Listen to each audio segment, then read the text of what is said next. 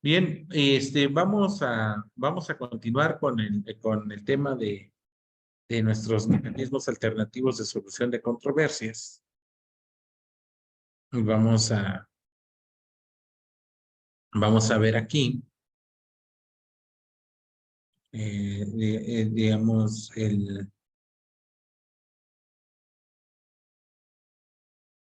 en esta parte introductoria.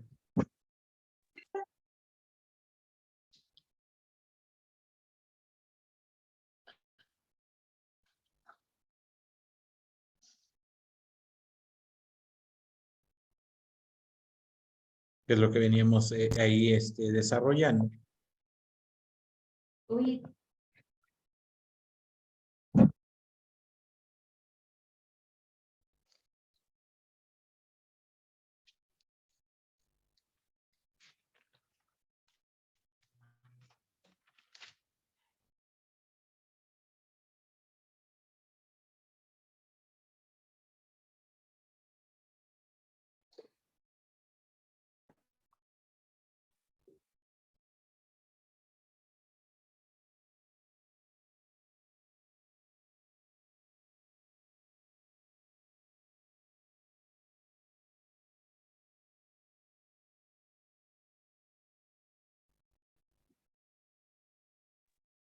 Bien, en la sesión pasada vimos el tema de la justicia transicional y ahora vamos a ver el tema de la justicia alternativa y el tema de la justicia restaurativa, cómo se está llevando a cabo, digamos, tanto en la Ley Nacional de Ejecución Penal como en la Ley Nacional de Mecanismos Alternativos de Solución de Controversias en Materia Penal. Dijimos que la justicia transicional, los colombianos crearon una ley de justicia transicional, ¿sí?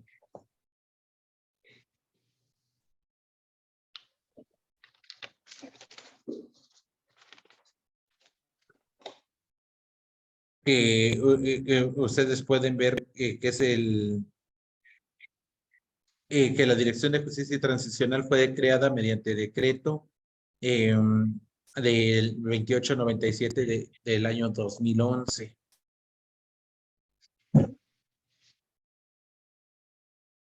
Entonces, y la justicia transicional, pues ellos lo definieron como la concepción asociada con el periodo de cambio político, caracterizado por respuestas legales que tienen el objetivo de enfrentar los crímenes cometidos con regímenes opresores anteriores. Y desde luego, busquen ustedes por fuentes abiertas, Ley de Justicia y Paz. Se los pongo aquí en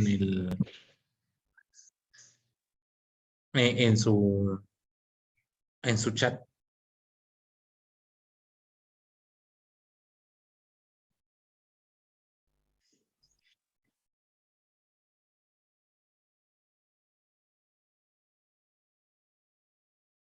Y esta ley que dentro de la legislación colombiana es un marco jurídico promovido por el gobierno de Álvaro Uribe y desde luego Santos, y fue aprobada por el Congreso para facilitar el proceso de desmovilización de paramilitares en Colombia.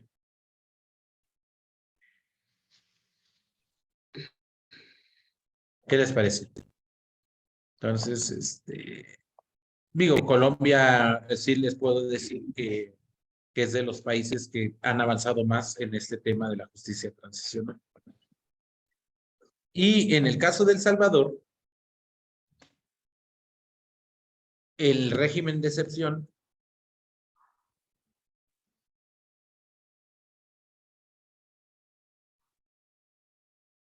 también es a través de un decreto.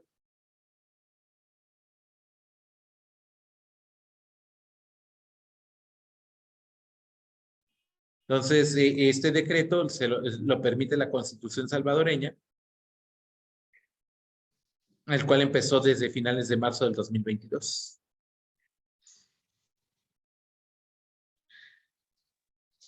Y fue aprobada desde luego por la Asamblea Legislativa de El Salvador. Entonces, ustedes pueden entrar a la página de la Asamblea Legislativa y ahí pueden ver todos los decretos, todos los acuerdos relacionados con ese régimen de excepción. El régimen de excepción es autotutelar. Ahí tenemos nosotros que la justicia alternativa está como en 4 pilares. Tenemos la justicia transicional y la justicia autotutelar, que ya vimos la manera diferente en que se solucionaron los conflictos militares, paramilitares y lo que ahora son las bandas de grupos criminales, donde tenemos el tema de justicia transicional y la justicia autotutelar. En su momento también se utilizó, digamos, la cuestión de, se acordarán en el primer discurso que dio el presidente de la República, el entonces presidente de la República, Felipe Calderón, donde hace una declaratoria de guerra. Entonces, en esa declaratoria de guerra,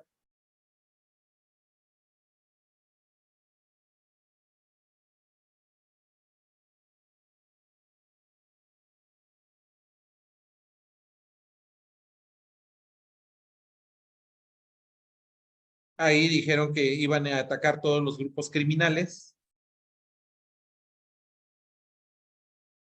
y pues digamos el objetivo principal en ese caso era también establecer un régimen de excepción. Al menos en el caso mexicano, no fue aceptado ese régimen de excepción.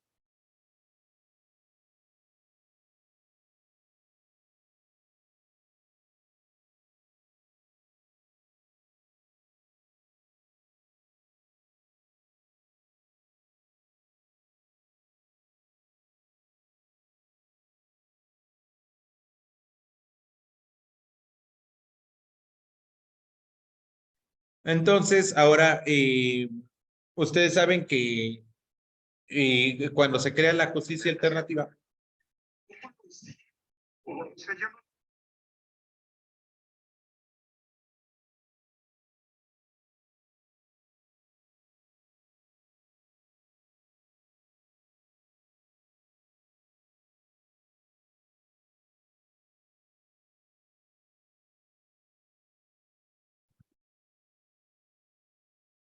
entonces cuando se crea los criterios de la justicia alternativa, fue una de las principales discusiones que se dio en la Cámara de Diputados en la 60 legislatura, porque se elevó la justicia alternativa a rango constitucional precisamente en el mismo sexenio de Felipe Calderón. Entonces, debo comentarles, confesarles que en esa época no querían elevar a rango constitucional la justicia alternativa. Dijeron que no, que eso no iba a resolver los problemas en la población. A pesar de que ya era la tendencia, Jalisco ya tenía justicia alternativa, mm, eh, eh, Quintana Roo ya tenía la justicia alternativa, el Estado de México ya tenía justicia alternativa, Chihuahua ya tenía justicia alternativa, el propio Morelos todavía no había entrado en vigor su reforma en materia de juicios orales, porque entró en vigor, si no me falla la memoria, el 30 de octubre del 2008, pero ya iba la tendencia hacia el tema de la justicia alternativa. Y resulta que por indicaciones presidenciales decía, bueno, vamos a limitar solamente la justicia alternativa a materia penal. No la vamos a establecer de manera general, pero no solamente eso. Vamos a establecer en la redacción constitucional que sean revisadas por los jueces de control para no soltar el tema de la justicia alternativa. Entonces, como que el entonces procurador y después ministro de la Corte, Medina Mora, pudimos convencerlo de que era importante el tema de la justicia alternativa en materia penal porque iba a depurar porque ellos confundían el tema de la justicia alternativa con el perdón del ofendido y el desistimiento de la querella. Dijimos, no, es que aquí no es un convenio, no es un desistimiento del ofendido ni es un perdón, es una figura diferente. Es decir, cuando se vaya al tema de la mediación o al tema de la conciliación, la cuestión de la invitación, las reuniones previas, el encuentro, digamos, el debate que se dan entre las partes, la elaboración del acuerdo y los principios que rigen esta justicia es totalmente diferente al tema de la, digamos, del perdón del ofendido. Había otro criterio que decía, bueno, es que los jueces locales ya hacen justicia alternativa en la audiencia previa de conciliación. Entonces, no lo vamos a tomar en cuenta porque el secretario reúne a las partes y busca que lleguen a un acuerdo. Y decimos, no, es que no es eso la justicia alternativa. Eh, los secretarios sí pueden ser conciliadores, pero por las características y digamos, por la cuestión operativa, es materialmente imposible que puedan ejercer correctamente esa función. Tiene que ser un facilitador, tiene que ser una persona ajena a un proceso, es decir, fuera del proceso.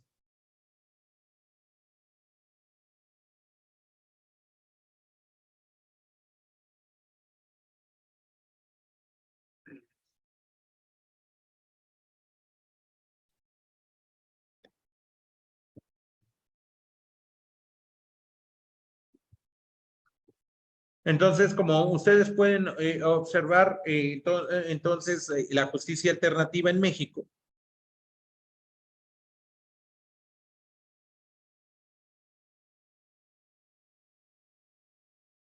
tuvo su rango constitucional en el 2008.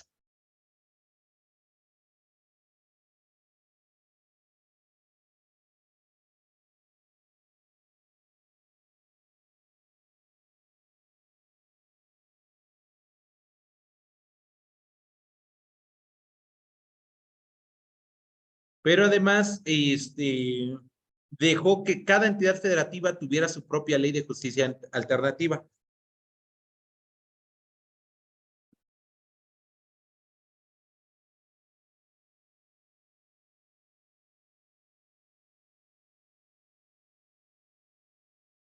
Y por otra parte, también, digo, no se creía tanto tampoco en la justicia restaurativa. Digamos, hablaban de esos fenómenos. Ahí yo creo que Pesqueira ha sido uno de los principales precursores, o este muchacho de Monterrey, Rafael Niembro Lobo, que decía, no, es que la forma en cómo se está concibiendo la justicia alternativa, pues básicamente es una negociación, no es una mediación. Entonces, se tenía que sensibilizar para la creación de facilitadores.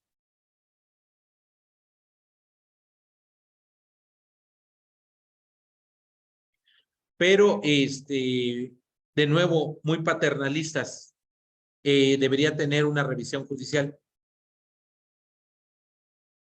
Incluso en algunas entidades se llegó hasta el extremo de decir, bueno, está aprobado el acuerdo, pero ahora hay que ir ante el juez y nuevamente reconocer íntegro ese acuerdo para que pudiese tener validez, ya que de lo contrario no puede sustituirse la intervención judicial. Pero en un primer momento, y aquí lo pongo digamos, entre asterisco, en un primer momento decían, el secretario debe ser el conciliador o se debe crear un secretario conciliador.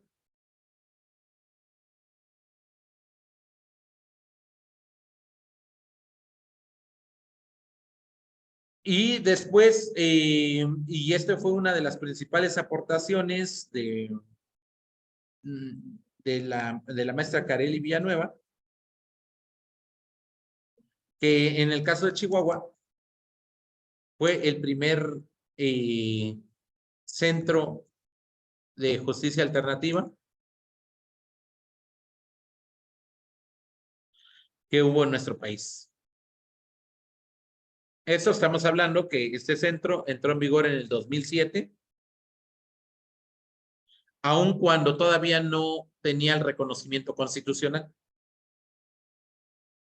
Pero entonces dijeron, bueno, esos centros deberían estar en las fiscalías.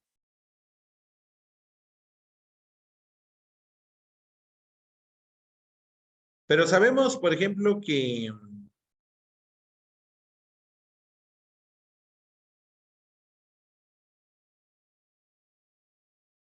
el Instituto de Justicia Alternativa del Estado de Jalisco,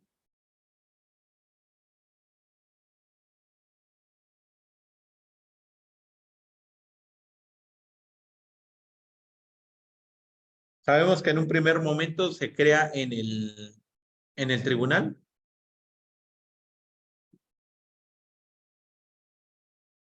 pero ahora ya le han dado, digamos, una cuestión técnica. Y resulta que en el año 2004, de manera coordinada, los poderes ejecutivos y judicial, eh, se convocó a, digamos, a abogados, académicos, a la misma Procuraduría y a la ciudadanía en general, a la necesidad de contar con una ley que regulara estos medios alternos. Y fue así que en el 2006, cuando se pretendía lograr el desarrollo de los medios alternos de conflictos como elementos indispensables de los sistemas judiciales modernos, formando como parte cultural de la sociedad a través de un entorno social pacífico, en donde se publica el 30 de enero del 2007 la ley de mecanismos alternos o la ley de justicia alternativa para entrar en vigor el 1 de enero del 2008. Y fíjense que después se pospuso para mayo del 2008.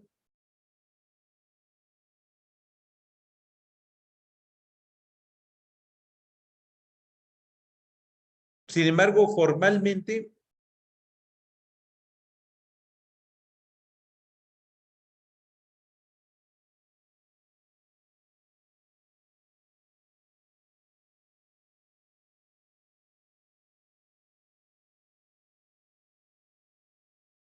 se crea el 28 de febrero del 2011 el Instituto de Justicia Alternativa del Estado de Jalisco.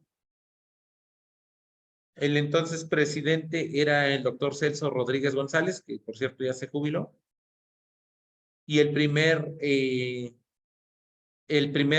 digamos, director del Centro de Justicia Alternativa o presidente del centro fue Rafael Castellanos, lo que ya les había dicho en la sesión pasada. Después vino Pedro Carvajal, que él estuvo bastantes años, 2 periodos, y ahora está Guillermo Cepeda Leucona.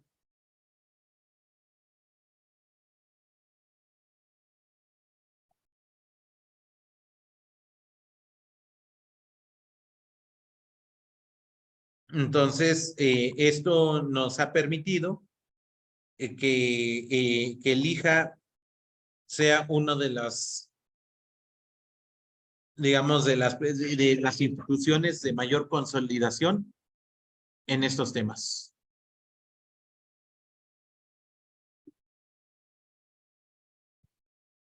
Y ahora, déjenme contactar a Pedrito.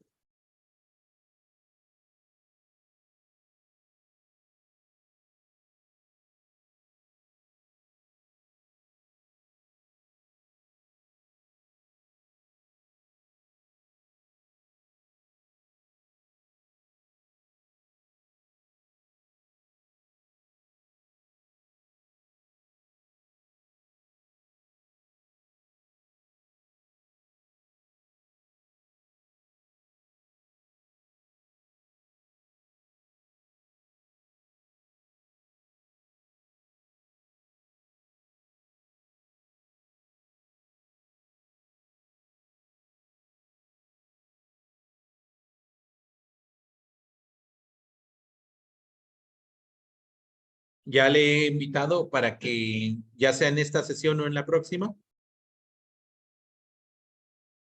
nos pueda acompañar.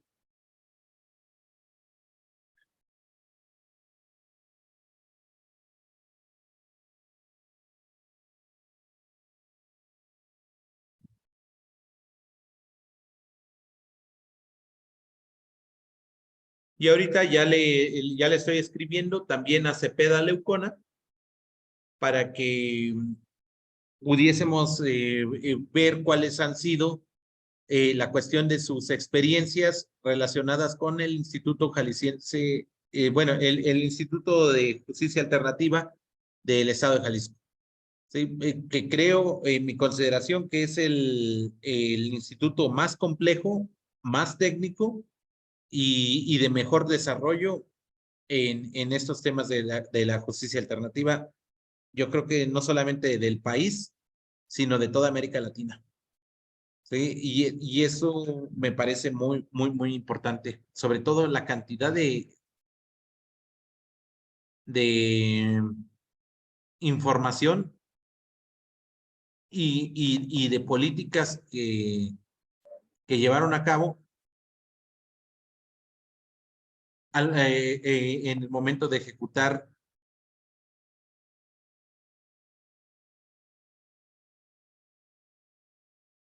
esas cuestiones.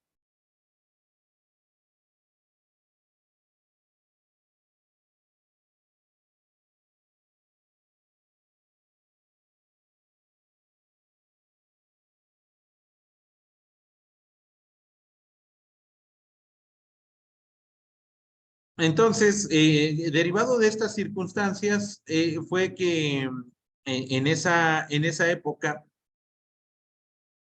vieron la importancia de que el tema de la justicia alternativa no podía ser tratado principalmente por el perfil de los abogados, sino más bien lo que se buscaba era de que los facilitadores fueran psicólogos, tuvieran conocimiento en el manejo del conflicto, tuvieran conocimiento en el manejo de las relaciones humanas, tuvieran conocimientos también en el manejo del estrés, que fueran persuasivos para el tema de las negociaciones, que pudiesen, digamos, ser incluso hasta pacientes para que pudiesen facilitar la comunicación entre las partes.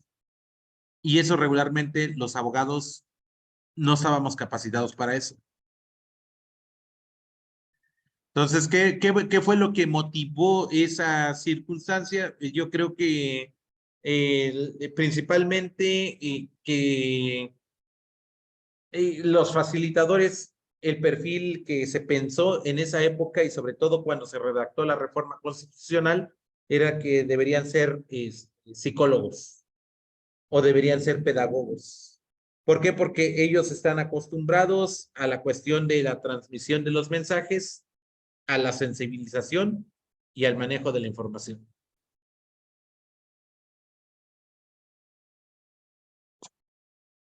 Claro, hubieron controversias respecto a ello.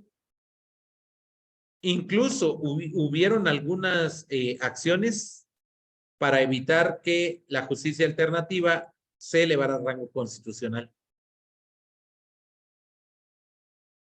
No solamente en México, sino yo recuerdo también en España no se quería adoptar el tema de la justicia alternativa todavía hasta el 2013.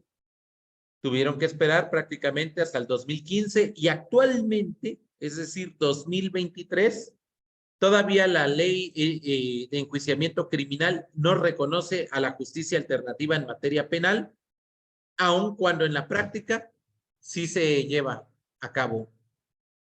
En materia de adolescentes sí se hace, pero en materia de adultos están más limitados. ¿Estamos de acuerdo? Ahora, resulta que con esa reforma del 2008 se lleva a cabo la justicia alternativa en un primer momento en el rango constitucional, porque en el rango legal, en materia civil, en materia familiar, en materia mercantil, ya se estaba permeando, se estaba filtrando, se estaba instaurando. y varios poderes judiciales estuvieron a favor de poder consolidar esos rubros y de crear centros de justicia alternativa, aún todavía sin infraestructura. Pero aquí resulta que en materia penal y en materia de adolescentes empiezan a existir, digamos, esa controversia, principalmente porque en materia de adolescentes se discutía la capacidad de ejercicio. Tan es así que cuando se crea la Ley Nacional de Justicia para Adolescentes, esta ley omite el procedimiento abreviado. Pero incluso en el anteproyecto de esta ley, se buscaba que tampoco pudiese acceder a la suspensión condicional del proceso.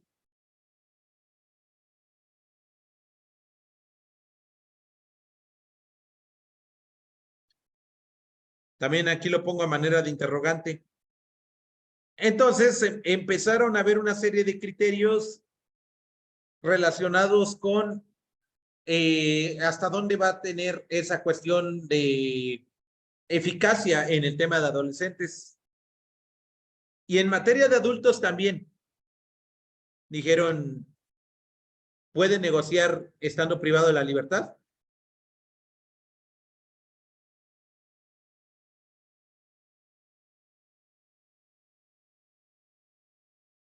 Fíjense que la propia Ley Nacional de Mecanismos Alternos dijeron, en la aplicación del artículo 140,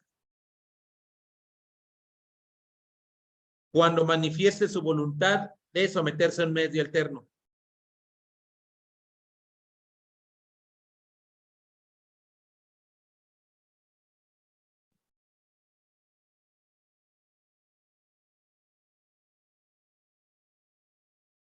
Y claro, esto empezó a generar problema porque decían, oye, pero si no se llega a un acuerdo, ¿deberá regresar a la privación de la libertad o deberá justificarse la necesidad de una medida cautelar?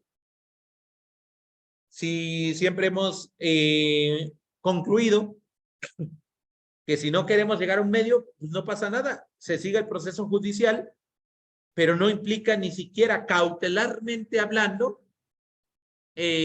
una obstaculización en el proceso.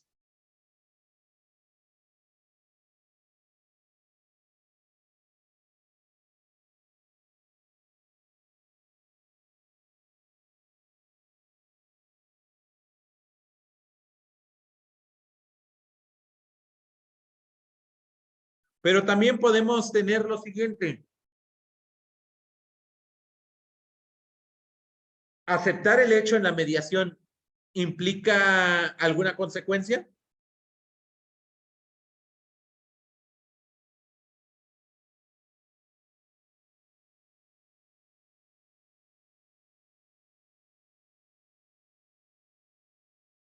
Por ejemplo, no tanto en materia penal porque se va a cerrar.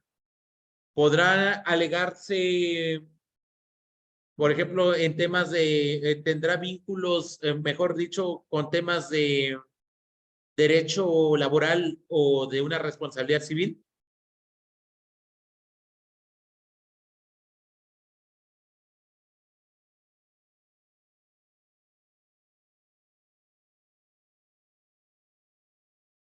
Fíjense que tuve un caso y esta pregunta es importante. Lo pongo con negritas. Porque a una persona lo estaban acusando de hostigamiento y acoso sexual.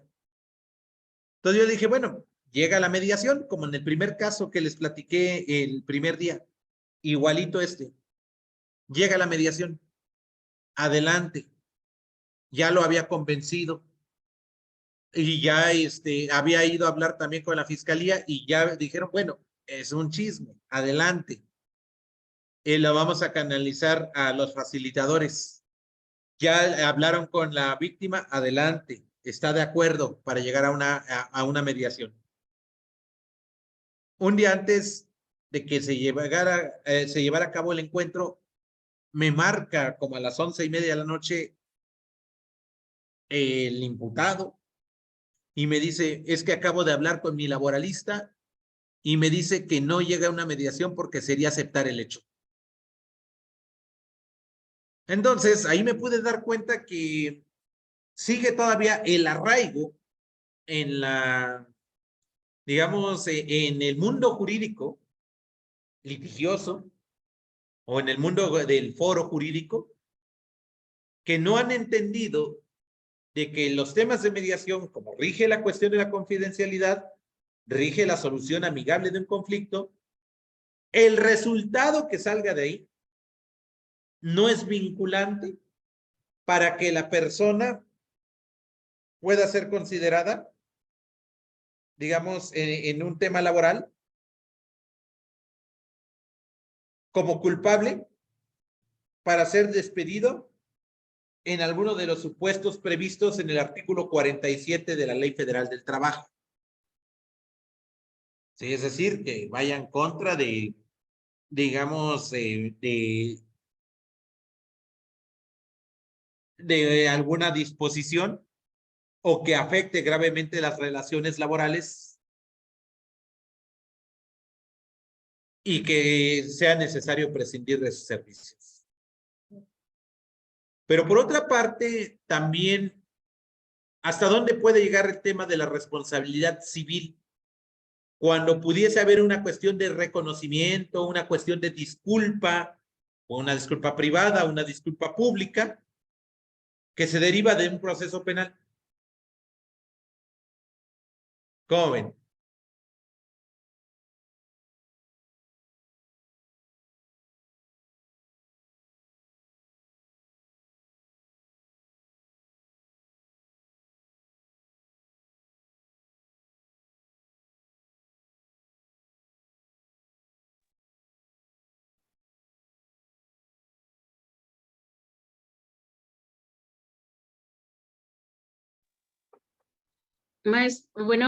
Maestro.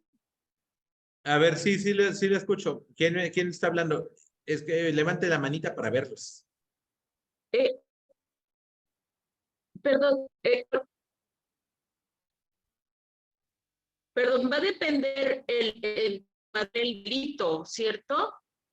A ver, se oye En entrecortado. ¿Va a cuanto depender de a qué? la disculpa Sí del puede. delito. Sí puede haber una cuestión Porque, de. bueno,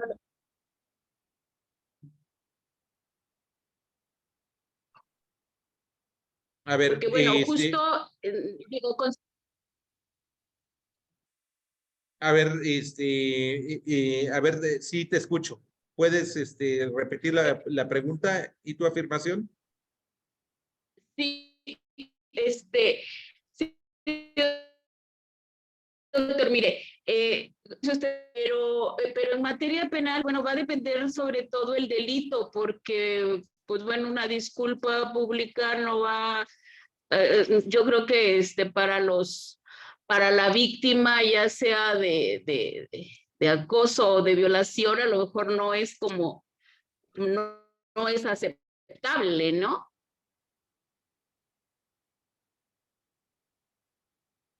Digo, la disculpa pública no implica medios de comunicación, sino puede ser una disculpa pública entre los compañeros de trabajo. O puede ser una disculpa entre ellos y sus familiares. O puede ser una disculpa Ajá. privada. O sea, pública me refiero a que puede haber terceros que les interese escuchar que esa persona efectivamente está arrepentido de lo que hizo, ¿no? Maestra, perdón, Adelante. esto yo lo he visto cuando ya hay una sentencia que aparte de la reparación del daño, de repente el juez como que, mm, pues ya sé que no se debe involucrar en la materia penal, pero he visto como que sugiere así, tiende a decir que con una disculpa se quedaría ya tranquila las familias. Y a veces, pues piden una disculpa después de la sentencia, dicen, pues le pido perdón a la familia yo no tuve la intención de cometer el delito, pero sin embargo pasó. y ya con eso la familia casi se da más bien por reparada del daño por esa cuestión que por lo económico. Pero a lo que voy es que si eso tiene repercusión, el haber dicho ese perdón como un reconocimiento en otra cuestión civil, es lo que usted está diciendo, que si tiene validez para tomarse en cuenta como para que una acción ejercitada tuviera pues procedencia, en ese punto yo diría que no, no sé. Yo creo que ni siquiera una disculpa en una audiencia implicaría un reconocimiento de culpabilidad. Así es, sí. Es otra cuestión, ¿verdad? Como moral, lo que sea, ¿no? Pero no tendría repercusión, yo considero, en cualquier otro tipo de juicio. Pasó algo en Colima, no sé cómo se resolvió al final, que en una ocasión le solicitaba un juez al director del Centro de Justicia Alternativa que informara y que remitiera copias certificadas de una queja que se llevó, y ellos le contestaron que pues no tenían esa facultad porque pues se violentaría el principio de confidencialidad. Y ya no supe en qué paró todo porque creo que interpusieron un amparo y no sé qué tantas cosas. Y he preguntado y creo que nadie me ha sabido decir, no sé si los compañeros tengan conocimiento de eso, en qué se resolvió finalmente por ese principio.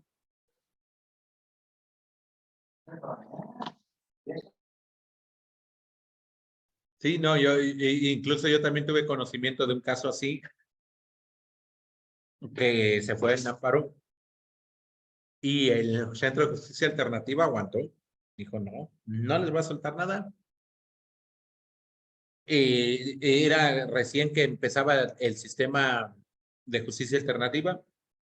Los primeros jueces de distrito eran muy condescendientes con los litigantes y ya después, cuando entendieron la figura procesal de la justicia alternativa y el deber de confidencialidad, dijeron, sí, en efecto, debe ser estricta confidencialidad. Pero nos hemos dado cuenta que los abogados litigantes, no, siguen teniendo ese problema.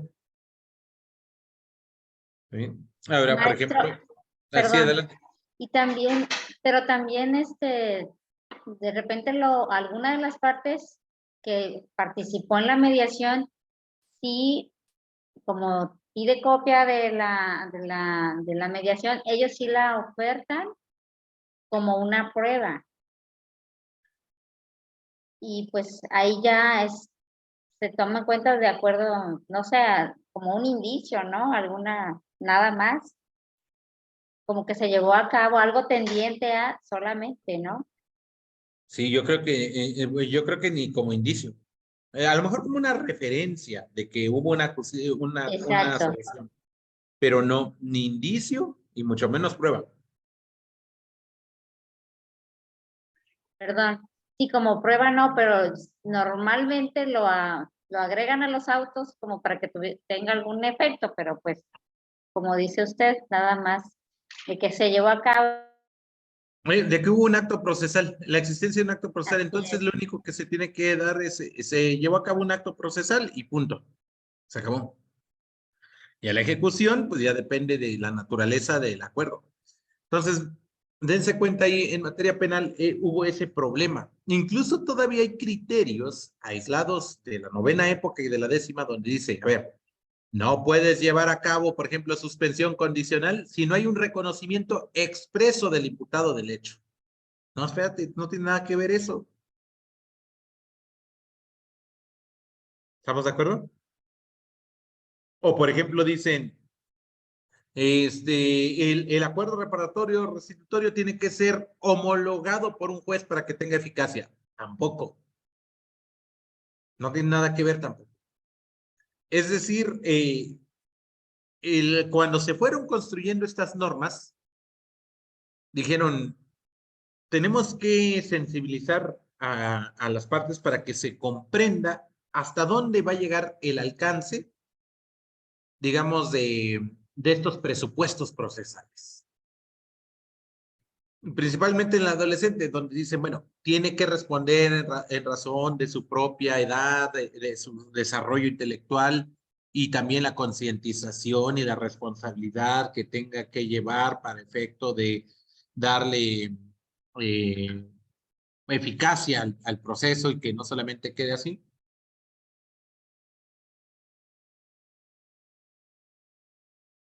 A ver, permítame.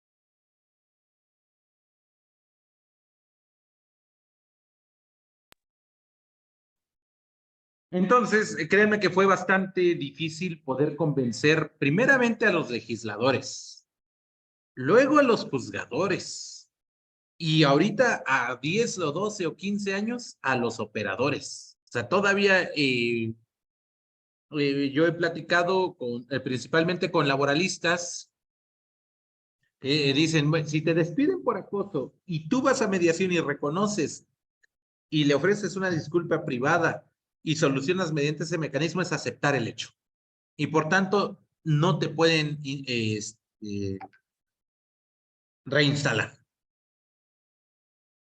Ah, entonces no me voy. Ah, bueno, pues no te vayas. Lo único que va a pasar es de que si te judicializan, te van a vincular a proceso, te van a llevar a una intermedia y ahora te van a hacer una anotación preventiva de acuerdo a las últimas reformas de la Constitución Política de los Estados Unidos Mexicanos, porque es un delito relacionado con violencia de género y por consecuencia vas a tener una responsabilidad no solamente penal, sino también de carácter administrativa, porque ya no vas a poder sacar pasaporte, ya no vas a poder salir del país por consecuencia, ya no vas a poder sacar licencia de conducir, porque vas a tener una anotación preventiva o correctiva que tenga que ver con una cuestión de violencia de género.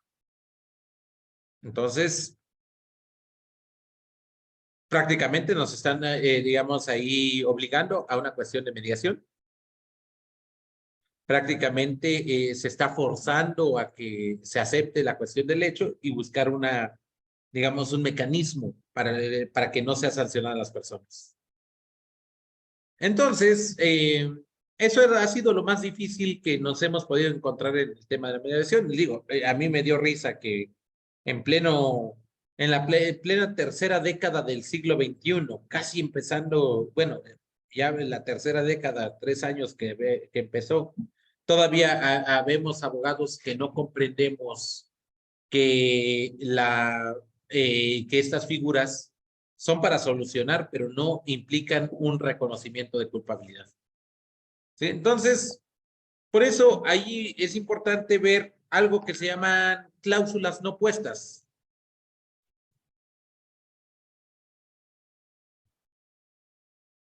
Es decir, o que no se deben tomar en cuenta como que existen esas cláusulas al momento de llevar a cabo la justicia alternativa.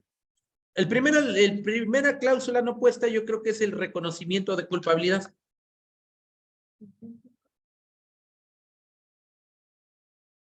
Tampoco podemos condicionar el estado civil de las personas.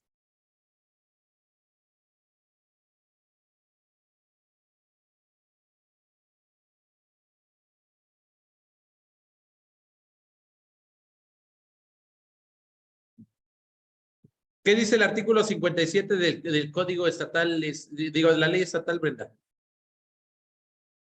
Para que lo entiendan los compañeros que no son de Colima. El artículo 57 dice, las actuaciones que se practiquen en los procedimientos alternativos de solución de conflictos previstos en esta ley, incluyendo los testimonios o confesiones hechas por las partes, no tendrán valor probatorio ni incidirán en los juicios que se sigan ante los tribunales por las mismas causas. Excelente. Ahí digo, algún abogado que se ponga a leer a grosso modo, tampoco podrá ser, digamos, una causal de despido justificado.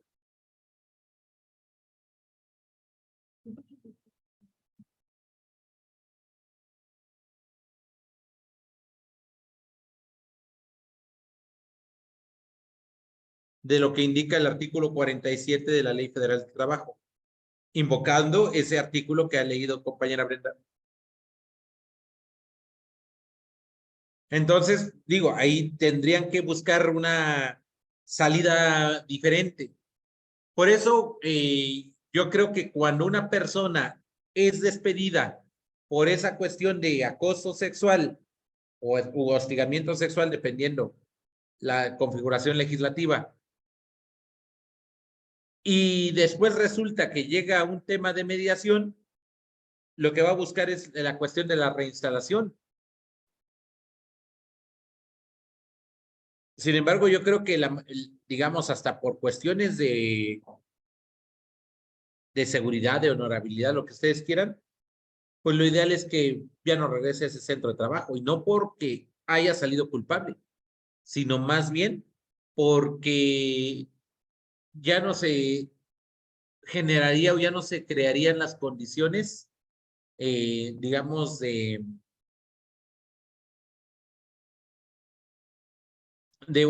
un ambiente libre de violencia. Ahora, si en la mediación llegaron al tema de disculpa, se esclareció el conflicto y no hay mayor problema, yo creo que no se repite. ¿Por qué? Porque precisamente yo creo que la mediación resuelve el conflicto de fondo, no solamente la forma. Una buena mediación resuelve un conflicto de fondo, no la forma nada más. ¿Sí? Es decir, ya una vez que las partes se concientizan de que hubo ese conflicto, de que se ofrecen las disculpas, que no se puede considerar solamente para salir del paso, sino más bien para ver hasta dónde llega ese problema. ¿Cómo ven?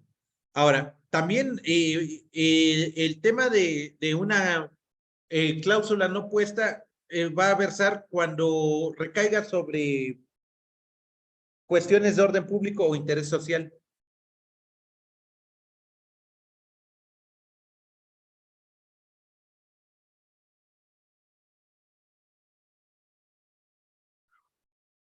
Digo, ya sabemos que si se compromete uno con una cuestión de orden público o interés social, aun cuando sea en acuerdo entre las partes, no debe prosperar.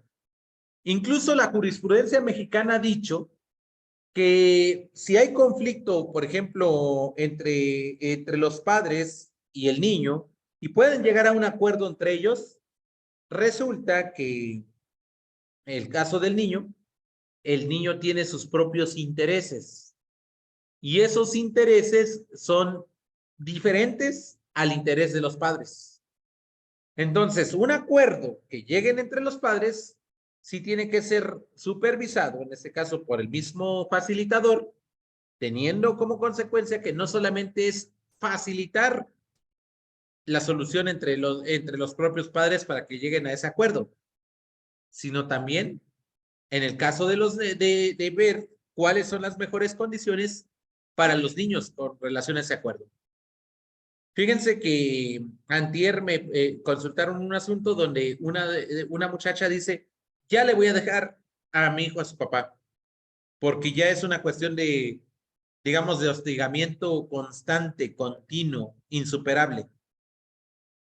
Oye, pero con su papá no va a tener, no se va a garantizar ni las más mínimas condiciones para una atención. Por muchos factores. El principal factor es que el niño ni siquiera conoce al papá. Porque no convive con él desde hace 10 meses. Y el niño tiene 2 años de edad. Entonces, oye, pero ya llegó a un acuerdo. Y ya se presenta ese documento como acuerdo. No. Por eso ahí sí es muy importante y creo que esa es una tarea titánica del facilitador. Verificar, digamos, que se haya vertido de manera correcta el consentimiento de las partes. Ya que de lo contrario, entonces estaríamos frente a la presencia de vicios en el consentimiento. ¿Qué les parece?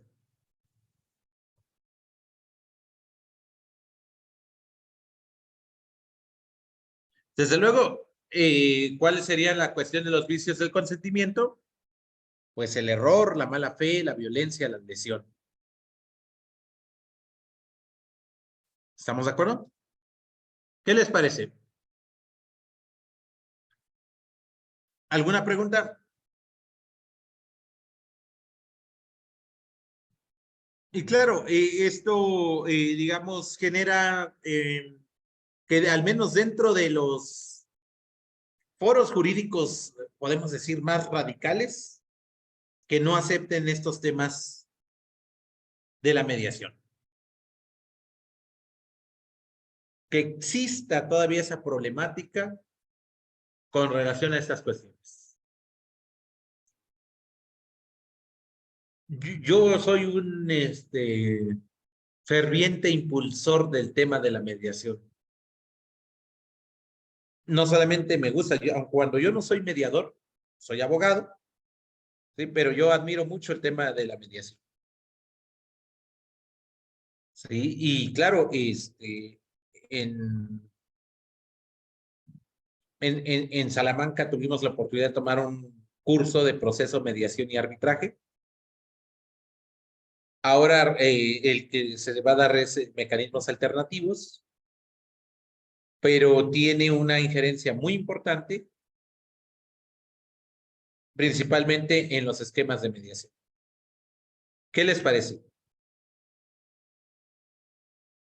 Bien, compañeros, quería comentarles qué posibilidad existe de que podamos dar 2 horas de sesión el sábado para invitar al doctor Lorenzo Mateo Bujosa Badel, que él es el director del programa de mediación en la Universidad de Salamanca, para dar por concluida nuestra sesión hoy. Y el sábado, pues, si quieren 1 hora, no las 2, también para que no se les haga tan pesado. No sé si haya algún inconveniente con esa parte.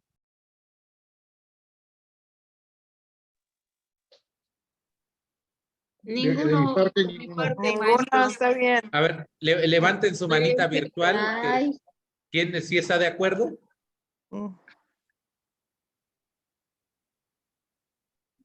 A ver, nada más 3. Luis Enrique, ¿de acuerdo o desfavorable? No, sí estoy de acuerdo, más que estoy batallando para poner la manita. Muy bien. Pero sí, de acuerdo. Monse, Angélica, María Andrea. no le puedo poner, pero sí, adelante, maestro, estoy de acuerdo. No encontraba la manita ya. De acuerdo. Ah, bueno. ¿Y tú, Monse?